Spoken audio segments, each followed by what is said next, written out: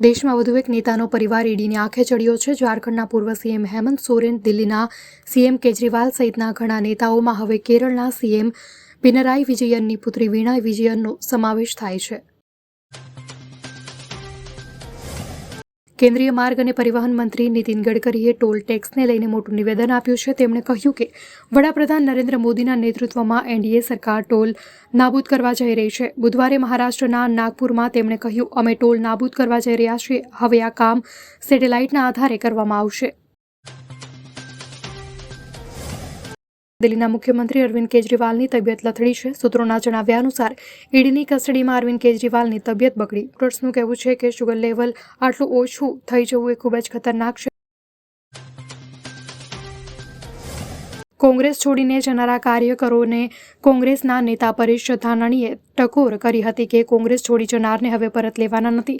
અમરેલીમાં કાર્યકરોને સભા દરમિયાન પરેશ ધાનાણીએ સભા દરમિયાન બોલ્યા કે અમરેલીએ જ્યારે કરવટ બદલી ત્યારે ગુજરાતને સમર્થન આપ્યું છે.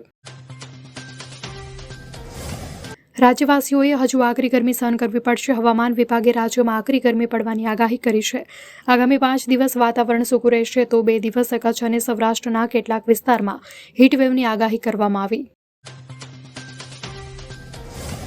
રાજ્યમાં સ્વાઇન ફ્લૂના કેસમાં વધારો થયો છે. 3 મહિનામાં 630 કેસ સામે આવ્યા, જેમાંથી 15 લોકોના મોત થયા છે. રાજ્યમાં સ્વાઇન ફ્લૂના કેસમાં ચિંતાજનક વધારો થયો છે. છેલ્લા 3 મહિનામાં 630 કેસ નોંધાયા છે, જ્યારે S1N1ના 4 કેસો નોંધાયા છે. અત્યાર સુધી રાજ્યમાં સ્વાઇન ફ્લૂથી 15 લોકોના મૃત્યુ થયા. લોકસભા ચૂંટણી 2024ના પડઘમ વાગી રહ્યા છે. દેશના કરોડો નાગરિકો ચૂંટણીમાં મતદાન કરશે, જેમાં કેટલાય નાગરિકો શતાયુ મતદારો છે. ચૂંટણી પંચ દ્વારા શતાયુ મતદારો મતદાન કરી શકે તે માટે વિશેષ વ્યવસ્થા કરવામાં આવી છે.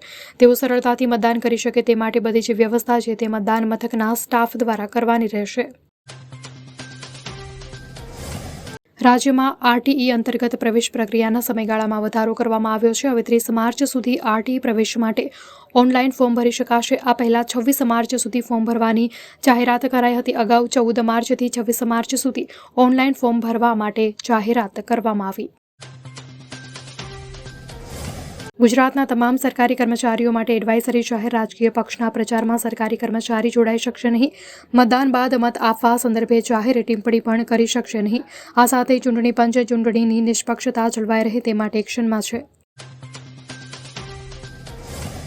લોકસભા ચૂંટણીને લઈને આચારસંહિતાના ઉલ્લંઘનની ફરિયાદોના નિવારણ માટે સી-વિજ્યુઅલ મોબાઈલ એપ્લિકેશન અને પોર્ટલ અસરકારક માધ્યમ બન્યું છે. મોબાઈલ એપ્લિકેશન અને વેબ પોર્ટલના માધ્યમથી 16 થી 25 માર્ચ દરમિયાન અમદાવાદમાં કુલ 52 ફરિયાદ નોંધાઈ.